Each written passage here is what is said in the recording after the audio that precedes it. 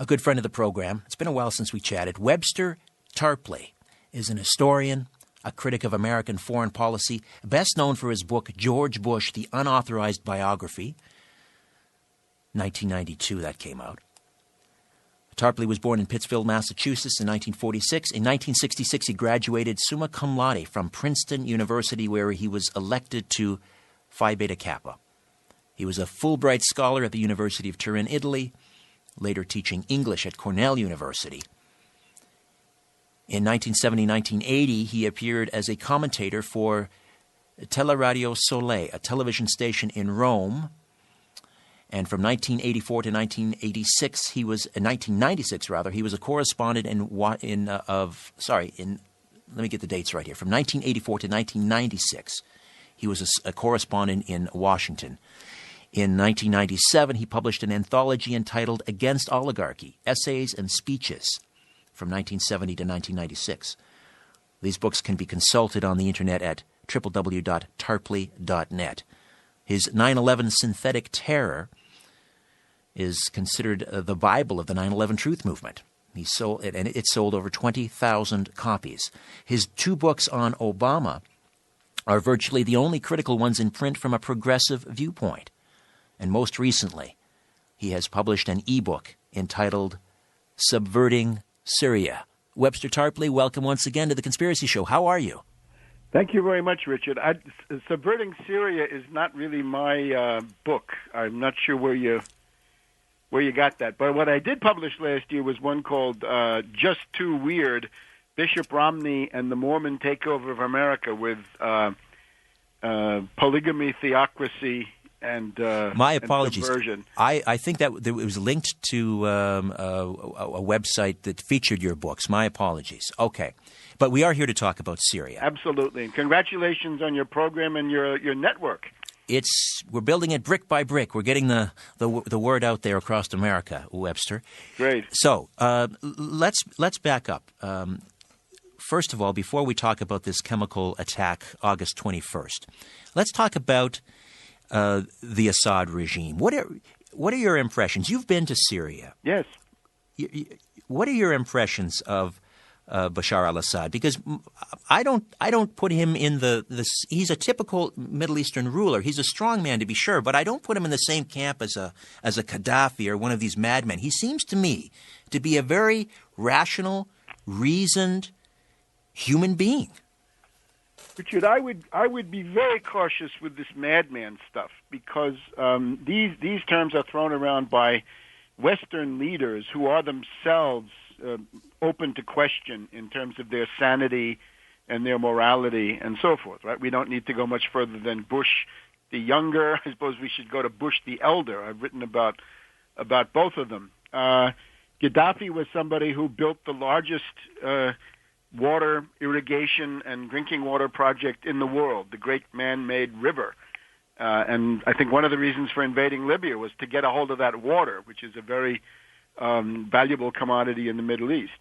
What you have are these regimes that were modeled on Nasser of Egypt. They were military, they were authoritarian, to be sure, but they were anti-imperialist. They tried to have economic development, and they also tried to have this element of price subsidies and putting a floor under the poorest people. So they had a strong element of economic populism. Now, Syria under Hafez Assad, the elder, had, I think, was a much different proposition than what you had today. This was a country that was very much a dictatorship. The other problem you have, though, is you see that some of these countries have a tragic dilemma between dictatorship and absolute civil war and chaos, and I think that's a question that cannot be easily answered, but it certainly shouldn't be dodged. Anyway, as of the death of Hafez Assad around 2000, you have his son, who I believe is indeed a reformer. Not in the way that would satisfy a lot of people, but certainly a reformer in the sense that he's a figure very difficult to demonize, because he's very personable. He's rather unassuming in some ways, but speaks a lot of English, right? Lived in London, was an eye doctor in London, has this rather presentable wife and so forth. But the main thing is that there's an establishment there which refuses to follow the dictates of U.S. imperialism. And this was the main crime of Gaddafi, right? You don't hear anything about the monsters of Saudi Arabia or the monsters of Qatar or the monsters of Bahrain, right? And those are absolute monarchs with no semblance of elections or anything else. But somehow they're spared, right? None of them is a madman. None of them is a monster. But I think in reality, those really are the monsters. So what we're left with then is, by a couple of years ago, the conclusion of U.S. imperialism with the British and many other NATO forces thrown in was that the World Economic Depression, which began in 2008, meant that it was no longer possible to tolerate the existence of nation states. And the goal of the NATO and U.S. foreign policy since the Depression, but even earlier, and you can show this, has been to break up the existing nation states. They talk about mini-states, micro-states, rump states, failed states, secessionism, warlords, you name it. And you can see Sudan carved into two parts, Yugoslavia broken up, and then Serbia carved, Soviet Union carved, desire to carve the Russian Federation, Iraq de facto carved into three, plans to carve Iran and Pakistan into 4 or 5, whatever it is. The British are even willing to do it to themselves, right, with Scotland, in order to use that as a kind of a show window for this kind of thing, right? So secessionist movements everywhere. And the chosen vehicle for this, since you have all these young men who don't find jobs because of the Depression, it's easy to recruit them to fanatical Salafist preachers and other kinds of demagogues. You can recruit them to these marauding bands. It's kind of like this, the 30 Years' War in Europe, right? When an economic crisis means that you've got all these unemployed young guys running around with nothing to do. So what has happened is that the CIA, acting on the models that were pioneered by John Negroponte in Central America in the 1980s, then brought by Negroponte to Iraq in the previous decade, maybe 10 years ago. His disciple, Robert Ford, was the one who made sure that was delivered then into Syria. The death squads. In other words, I wouldn't call them rebels. I wouldn't call them insurrectionists. They are terrorists. They are death squads. They are people from Al-Qaeda, the Nusra Brigade, and so forth. Right? I refer to them as insurgents. I refer to them as insurgents because the difference here is I think many of them are coming from outside. These are not, necessarily foreign fighters. Yeah, let me take a time out here, Webster. We'll come back and we'll talk about the possibility of war against Syria and the evidence, the mounting evidence, which seems to indicate it's these insurgents, or rebels, if you wish, but these insurgents, these outside forces fighting the Assad regime that are responsible for the chemical attack. Let's come back when we continue our conversation with Webster Tarpley here on The Conspiracy Show. Welcome back. Webster Tarpley is with us. The website, www.tarpley.net, TARPLEY.net, and a whole catalog of amazing books there for you, of course, including 9/11 Synthetic Terror, and which, as I said, is considered the Bible of the 9/11 Truth Movement, the unauthorized biography, George Bush, the unauthorized biography, now 20 years later, but still one of those cult classics that every truth seeker should have on his library shelf. Right now, we're talking about Syria, and let me ask you about these insurgents again. Who's funding them? Is it the Saudis, as we've been told? Yes, they're funded by a group of these reactionary absolute monarchies, right? And these are the most benighted, medieval things that exist anywhere in the world, and they foment, mental states, ideologies, right? Salafism or Al-Qaedaism or whatever it is around the world. In other words, the big fight was between Nasser and the Saudis, right, in the 60s and into the 70s, right? And Nasser with the progressive pan-Arab nationalism, Arab socialism, anti-imperialism. Secularism. secularism, right? And then the Saudis, of course, with this monarchy, right? There was actual human slavery in Saudi Arabia officially until 1963, and correspondents who have been to the Gulf tell me there's household slavery in these emirates and so forth today. So the Saudis pay, and then we have this little principality, Qatar, right? Qatar, which exerts an influence out of all proportion because it's had a kind of crazy emir. I have to compare him. If you know anything about French history, Philippe Égalité, right? The member of the French royal family who tried to join the revolution and ride that tiger and use it for his own purposes. Of course, he ended on the guillotine. But in the case of Qatar, the emir who was just sacked was the most adventurous and crazy guy, and he was into overthrowing all these countries. So Saudis, Qatar, United Arab Emirates, Kuwait gets into the act, sometimes Oman and others. So what do they do? There's a depression, right? So all these young men out of work. So they bring them in from Chechnya in southern Russia. They bring them in from the Taliban, right? The Taliban of Afghanistan, but especially the Pakistani Taliban are heavily represented. You can get people from Somalia who will work and kill people for very little money. You can get them from certainly Libya, right? A lot of the basic force were death squads that were used to overthrow Gaddafi in 2011.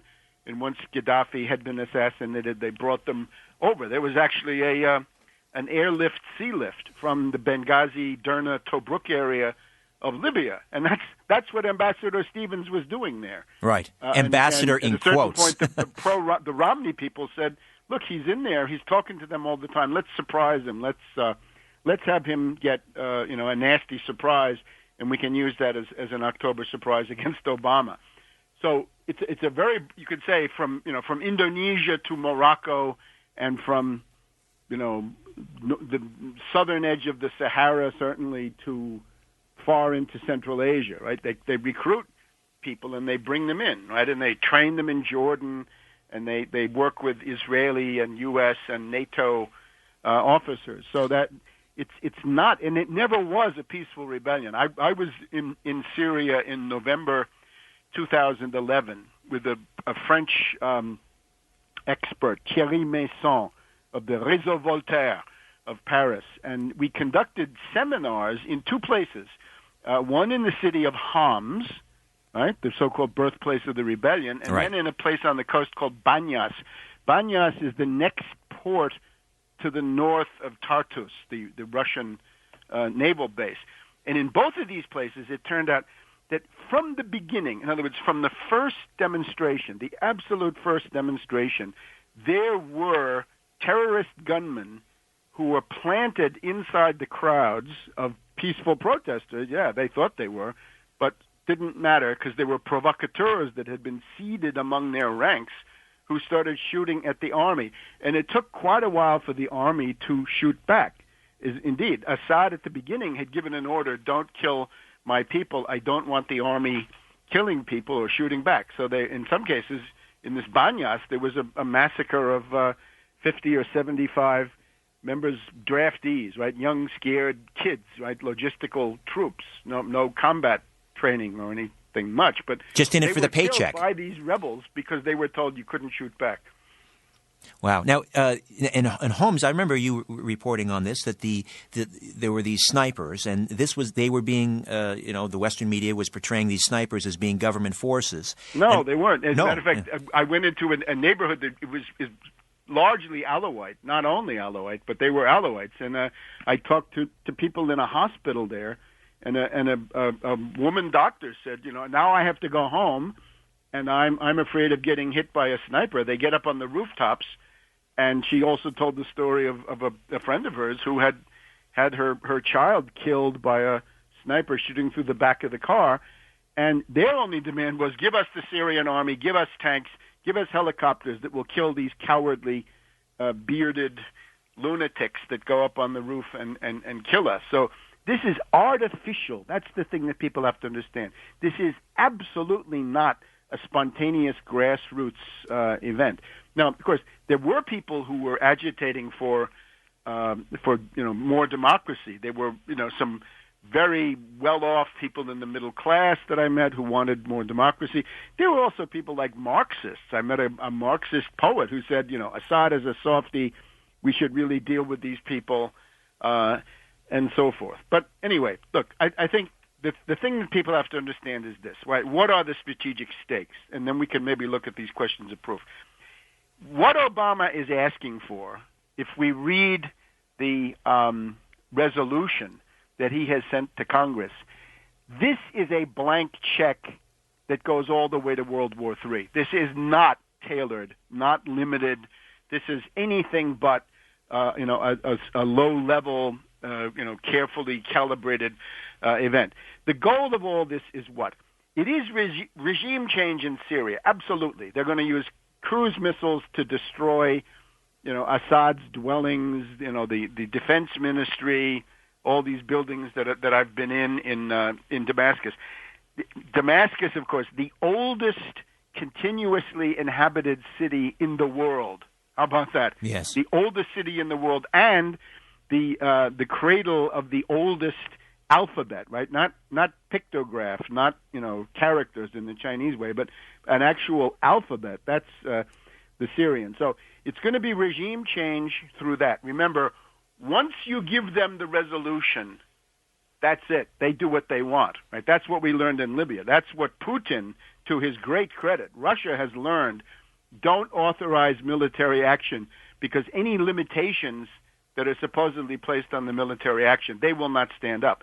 So the goal is regime change in Syria, then, or in that process, destroy Hezbollah, the force that restrains the Israelis from going wild in Lebanon and other places, and then quickly on to Iran. So this is already a major regional war. Syria, Hezbollah, Iran. And of course, look at Iran. 3 times bigger than Iraq in terms of population, probably 4 times in terms of area. This will not be easy. Boots on the ground will be required. I'm always interested to hear people like Obama say, "Well, we've planned this. It's going to be very limited." As von Clausewitz, right, the great German theoretician, writes, once you start with this, there's an animate object that responds to your attacks, and this can mean escalation. This can mean things that get very, very painful for you. Well, this could very easily pull the Russians into this. Obviously, yes, Syria that's exactly what I'd like to point to. That is the insanity of this resolution. We read authorization for use of United States armed forces, and the president is authorized to use the armed forces of the United States as he wants to, anything he wants, in connection with the use of chemical weapons or other weapons of mass destruction in the Syrian conflict, in order to prevent, deter the use or proliferation of such weapons, or the transfer of weapons within, to, or from Syria, chemical, biological, or any other WMD. Now, what does that mean? If there's a Russian plane that's coming to Damascus, they can attack that plane. They can say, you've got precursor chemicals in there for sarin gas, or you've got a component for a missile that can deliver it. A Chinese plane coming in there, Chinese ships, Russian ships. This is a blank check for World War III. That is why this thing has got to be absolutely defeated, because Russia, China, Iran, Syria, Hezbollah, Iran is already more than enough. But then when you get to Russia and China, and insane as it sounds, this is how these lunatics think. And I have to point to this guy, Kerry, the Skull and Bones Society of Yale, right? Yes. This death cult. The man who rolled over in the 2004 election after the fix was in Ohio and said nothing. Yeah, I don't know. He might think that he's on his way to another run for presidency. Let's see what it is. But if we look at them, the presence of Skull and Bones is all the colossal tragedies of the United States and the world of the past, 75, 80 years. My research shows that Pearl Harbor, the debacle, was set up by Colonel Stimson of Skull and Bones with the help of Robert Lovett. Stimson was the war secretary. Stimson, and then he had his imps of Satan, who were McCloy and Lovett. So Stimson and Lovett were both from from Skull and Bones. They're the ones who withheld the intelligence and wrecked the defenses. Then we go on to Vietnam. Vietnam is the handiwork of Averell Harriman of Skull and Bones and the Bundy brothers, McGeorge Bundy and William Bundy, Skull and Bones. All these Yale alumnists, right? Yeah, but all Skull and Bones, not even Yale. Right, Skull right. and Bones. And then we get on to, of course, Bush the Elder, who brings you the first Gulf War, Skull and Bones, and then our dear friend George W. Bush, Skull and Bones, who brings you the Afghan War and the Iraq War. And when Kerry, I thought I was the only person in the world who noticed this. I wrote something, you can see it at tarpley.net for Press TV of Iran. This is a very, very dangerous person. And sure enough, this guy that you see, this hypocritical, the sallow face of hypocrisy that we see, the haughty Kerry, right? Supposedly the richest man in the Congress because of his wealthy wife, right? The Heinz Teresa ketchup. Heinz. The Heinz ketchup fortunes, yes. She married that money, but her origin is Salazar fascism and the Portuguese colonial world in, I believe, Mozambique. But Salazar fascism, take a look at that. It's one of the nastier variants. Anyway, the entire Syrian crisis goes back to June 5th, when the rebels were defeated in the city of Qusair. Right? The city was liberated by Syrian army, Hezbollah, and some Iranian advisors.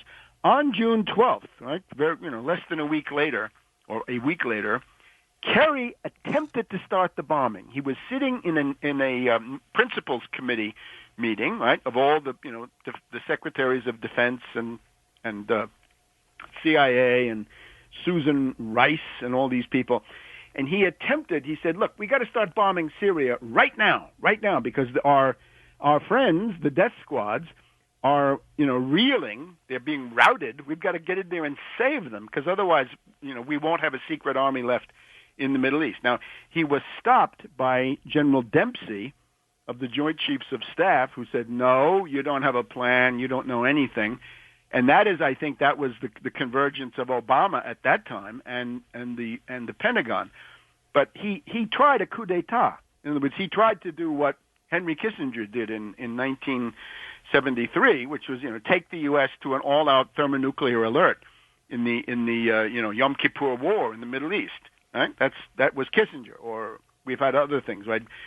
Al Gore started bombing Serbia in 1999 solo. He didn't ask Clinton. They didn't ask Nixon, did he want to go to red alert? They just did it. And that's what Kerry was trying to do. So this is extremely dangerous character in that way. So they're determined to make this into a war. And by now, Kerry realizes that his job is at stake. I mean, this is just a sidelight, but it shows also a way that he can deal with it politically. What can we say of a Secretary of State who can't get the British to come along? He can't get Canada to come along. He can't get anybody to come along. Do you know how many people there are in the U.S. coalition right now? One. Zero. Well, yeah. Well, France. U.S. What about France? The French, this is very much up in the air. In other words, I'm talking about people who have made an ironclad, reliable commitment that they're coming, right? And they're coming with troops. In other words, they're going to have troops in harm's way. They're going to have some firepower, right? Not declarations of support, because you get those from Saudi Arabia, but people who are committed to it, right? There are lots of polls that the French say no. The French National Assembly has to vote. There might be ways to stop Hollande, right? He might he might back down. We'll see that probably on Wednesday of this week. Listen, let's take a time out, Webster. When we come back, let's talk about the evidence, which seems to indicate perhaps it's not the Syrian insurgents, or perhaps it's not the Syrian regime of Bashar al-Assad that has the chemical weapons. It's the insurgents. Says. All right, we'll take a time out and back with Webster Tarpley here on The Conspiracy Show. Don't go away.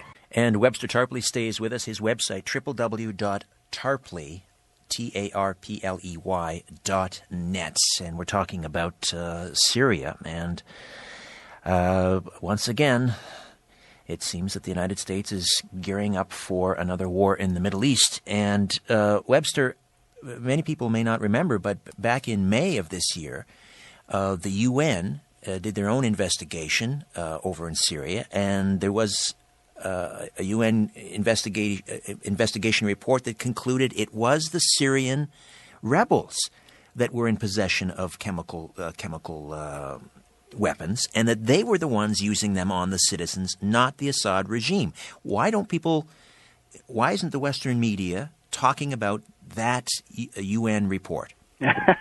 Well, to ask such a question is to answer it. But here we are in the Western media, so let's talk about it. What you're referring to is Carla Del Ponte, who is a well-known UN bureaucrat, right? She's an official, and said this, right? That their finding was that the likelihood that they saw was that the rebels, right, the death squads, as I call them, were the ones using the chemical weapons. Now, there are a number of things on this that are relevant. The State Department position, inspired by Skull and Bones Kerry, who should have been fired already earlier this week, but the Kerry line is, these rebels don't have the capability, and they're unable to launch chemical weapons, which is ridiculous. If you get chemical weapons that have been weaponized, they show up as an artillery round. They show up as something that can be fired out of a gun. You don't have to mix anything. It's pre-packaged, right? It's a battlefield weapon. You can't bring test tubes and alembics out on the battlefield, right? You got to have it in a form that can be loaded into some gun or rocket launcher and then shot off. However, let's go back. Here we have articles from Reuters and other sources that tell us that at the end of May of this year, we had, and I guess the Reuters one is the most authoritative, Reuters reported on May 30th from Ankara, Turkish authorities have arrested 12 people and an amount of sarin nerve gas had been found, 2 kilograms. So, almost 5 pounds of nerve gas, sarin, had been found. And these were Syrian rebels linked to the Nusra Front, the Al-Qaeda terrorist gang, right, or part of one Al-Qaeda terrorist gang operating there. And they were in Turkey, and the Turkish authorities seized almost 5 pounds of sarin from them. Now, you should also know, remember all that brouhaha about the park in Turkey this past summer? Yes. The starting point of that was that all over southern Turkey, there had been months of demonstrations that were just ignored by these Western prostitutes, right? The winners, the many winners of the Goebbels Prize at ABC, NBC, CBS, CNN, and I'm sure others. The Goebbels Prize winners were not interested in the fact that all over southern Turkey, there had been demonstrations saying, get these terrorists out of here. We're sick of them. They steal. They threaten us. They're dirty. They destroy the tourist trade, and God knows what. From the city of Incirlik and from the port of Iskandarun, I believe, these people were making a nuisance of themselves. So there's another interesting event. Now, concerning this specific one, we have even more interesting things. This is an article that comes from something called the Mint Press, which is a website, and the article was up, and then it disappeared for a while. I guess it was hacked.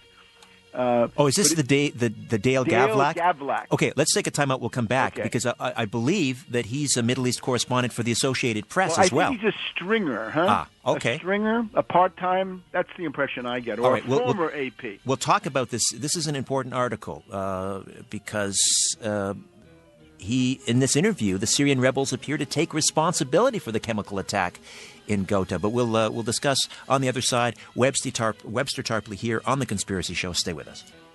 Webster Tarpley stays with us for a few moments yet as we discuss Syria and the prospects for war over there. We were talking about this Associated Press stringer in the Middle East, Dale Gavlak, and he interviewed a number of doctors and residents in Ghouta and rebel fighters, in fact, and their families. And what did he find? Well, the story is that there are many different groups, right, among the Syrian rebels. There are hundreds, maybe 1,000. And remember, they have killed each other on a number of occasions. There was one of the officials of the Free Syrian Army, a guy called, I think his name was Hamami, who was assassinated by the emir of the coastal region of the Islamic Emirate of Iraq and Syria, Sham, as they say. So these emirates, these are warlords, and the emirates are like these little entities, right? The goal is you're going to have the NATO and the empire and the IMF over the world, no nation states, and only these little emirs in the Middle East. So anyway, they kill each other. They fight among themselves. So the idea that one of them would not gas some other one is wrong. But the Nusra and some others get paid directly from Saudi Arabia, and what they seem to have in this area called Ghouta, right, where this famous incident now is supposed to have occurred, was the people there report that a militant, a Saudi terrorist controller, I would say, he's a local terrorist official, but he's a Saudi, and he's obviously bringing money and other supplies. He brings tube-like structures and huge gas bottles, right? They have this, some people see, propane or some gas that you use for home purposes. Anyway, containers of that size, right? Tube-like structures and huge glass bottles. So kids, rebels, young fighters, one of the people in the village says, my son and 12 other rebels were given these tube-like structures and the huge glass bottles by this Saudi militant, and they put them in a tunnel, and my son and the others never came out, right? 12 of them dead. Now, what could it be? The story seems to say, well, they mishandled it, right? But maybe these things were timed to have things go off, right? So it's perfectly possible that the pattern, to the extent that there is one, is that the Saudi intelligence had delivered these charges, right, these containers loaded with nerve gas into the area, and then either by accident, which I don't think, or by coordinated, timer and detonator, had these things go off. And the idea in the area is that the prince, the head of Saudi intelligence is, of course, the infamous Saudi, the Prince Bandar, right? Bandar bin Sultan, right? Or Otherwise, Bandar Bush. Bandar Bush, yes, right? The character he was here. But watch out for him, because this guy has no loyalties to anybody in the world. He will stab anybody in the back. There's a story circulating that he went to Putin and he said, Putin, you've got to dump the Syrians and betray them. Otherwise, I'll make sure that my Chechen terrorists attack the Sochi Olympics. But if you play along with me, I'll make sure that there's no terrorism at your Olympic Games. So and that was published in the Daily Telegraph. That story, right? So you get the idea, right? So there's a perfectly credible account by somebody who's not crazy, right? He's not somebody who hears voices or believes in Martians or anything, but he's an AP stringer, and he's there and says this is what happened. So there are any number of other things, but we have now Kerry. Kerry says, "Oh, I have tissue samples, right? I have blood, urine, I have these things, hair." The problem with that is, what's the chain of custody? And where did these tissue samples come from? Right? Kerry says this morning on his 5 Sunday blab shows, right? We've got this proof. Yeah, that's from the Nusra Brigade and Al Qaeda forensics laboratory, right? That's essentially from the terrorists. So they probably have a way to doctor that with the help of Saudi Arabia. And well, of course, he has proof that there was a chemical attack. We all know there was a chemical attack. The question is, who's likely responsible? there was, yeah. Who's responsible? That's right, the only who question. Did it? That's the question. All right, so look, I would urge people to mobilize on this. In other words, I would not be fatalistic at all. I think the fact that no attack has occurred so far is a real victory, because it was going to occur probably around now, that is in the 24 hours now ending, or it might occur later this week when there's no moon, right? That's when they like to strike, right? When the cruise missiles cannot be seen even by ground observers, right? So there's no warning. So here's what it is. If you're in the United States, this is one of those rare occasions where it makes sense to send a letter, send an email, call the congressman and say, no war, not under any circumstances. And we don't care what the provisos are or the so-called limitations, because once the military action starts, they're going to do whatever the hell they want. They're not going to be bound by anything. Now, suppose you're in Canada. What can you do? I would say get on the world social media, right? Get on the great sounding board of world public opinion. I would say is Twitter, and get on there. I was able to register for Twitter in about 5 minutes. If I can do that, anybody can. And what we just need is the gross volume of tweets, right? If you get on there, suppose you don't know, you can get on there anonymously, right? You don't have to reveal who you are, right? You don't have to worry about your job. Get on Twitter and then start putting stuff out. If you don't know what to put out, I recommend go to Webster Tarpley Twitter feed and start retweeting the ones of mine that you agree with, right? And if you follow those, you will also see, if you go to sites that say like Syria or Assad or, Obama, you'll find meritorious tweets that you can retweet. And I think before too long, you'll be doing your own, right? And I hope, I'm waiting. I can't wait for people to surpass me in quantity and quality. But right. Find out who your MP is. Go and read my tweets of the last week. You'll know just about everything. Right. Find out who your MP is and direct it towards them, their office. Well, Canada has already said no, and I would like to thank Canada, right, for that. As far as I could see, Harper had said no several days ago. He has said no, and then we had John Baird, who is, I believe, the Minister for External Affairs, saying that we must take action. So, my fear is that it is being sort of bandied about in the Prime Minister's office. Still, who knows? I mean, if the United States goes forward, the United States or Canada may, at some point jump in a lockstep as they often do. But that, let's not wait for that to happen. Well, in that case, of course, then you want to get the MPs informed that the Canadian public says absolutely not, under no circumstances, and there are no safeguards, so don't tell us about those.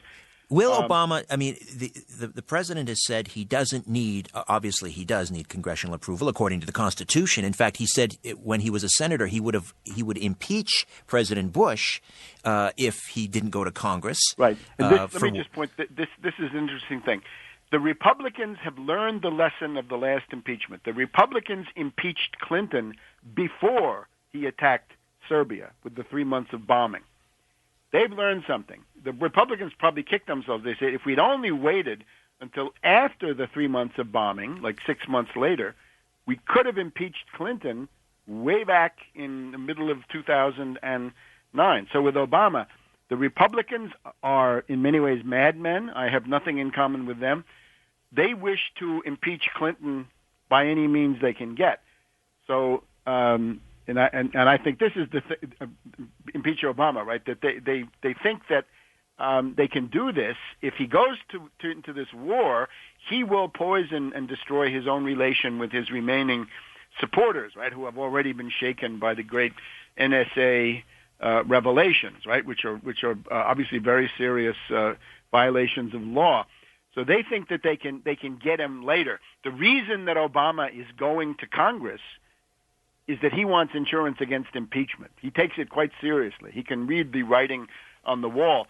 Just before he made this decision, right, Senator Coburn, a supposedly respectable Republican senator from Oklahoma, started talking about impeachment, and we've had a number of other Republicans in the House. Well, and if you go back, Biden, Hillary Clinton, and Obama all stated that they would have impeached George Bush if he didn't go to Congress to wage war. So Obama takes this seriously because the Republicans hate Obama more, I would say, than they ever hated Clinton. And there were some very ugly motives in there, right? So that I am not going to be a part of that. But the thing that I think is feasible to do in the very short term is to stop this. In other words, if you looked last week, we have Skull and Bones Kerry on Monday with an insane foaming war tirade. Skull and Bones Kerry on Friday with another foaming war tirade. And in the middle, Obama makes these rather meek statements. Now, some of this is camouflage, of course, but the way is clear for Obama to say, Kerry, you're an incompetent, you're an absolute bungler, you can't get the UN, you can't get Ban Ki-moon, you can't get the Arab League, you can't get anybody. So you're fired, right? That's the Secretary of State is supposed to deliver the coalition. That's what James Baker did. That's what Colin Powell did. Who is this guy, right? He can't manage anything. The other person, of course, is the Viper, Susan Rice. And I regard her abrasive, loathsome personality as a positive force for peace, because anybody who has to deal with her begins to hate her and wants to deprive her of the things she wants. And the story we have here in Washington is on Thursday evening, as the British vote, and this is the finest hour of the British, absolutely, that they voted against this. Obama began to go wobbly. Kerry tried to firm him up on Friday afternoon with this lunatic tirade. Putin, of course, spoke for the first time on Friday morning with a very serious warning that's backed up by things that we don't know yet, but there are things. When Putin says something like that, there are threats, I think, in the background, or things that Russia might do. But then you could see that Obama came back from a 45-minute walk with Dennis McDonough, his the chief of staff in the White House. It looks like Dennis McDonough has iced out Susan Rice. So McDonough is more concerned about Obama's personal political fortunes. Rice is concerned about her record as the new Ribbentrop, right? Setting up aggression all over the world. That's her bag. So it looks like Rice has been pushed aside, and McDonough's more influential. And that's when they said, we're going to go to Congress. In other words, we're going to stall and maybe hope for something to get out of this. The other thing, of course, is that the media here are at least grudgingly realizing that Obama has cut Kerry off at the knees, that he's hung him out to dry. And as we speak tonight, Kerry is hung out to dry, twisting slowly in the wind, as we say here. All right, we're out of time, Webster. So let's hope there's a resounding no from Congress, and Obama heeds that. Right, but it's the motto is always get active or get radioactive, and this is more applicable now than ever. All right, Webster, thank you so much. Tarpley.net, the website. Thank you. All right. And my website, richardsyrett.com. Say hello on Twitter @RichardSyrett. And as always, follow the truth.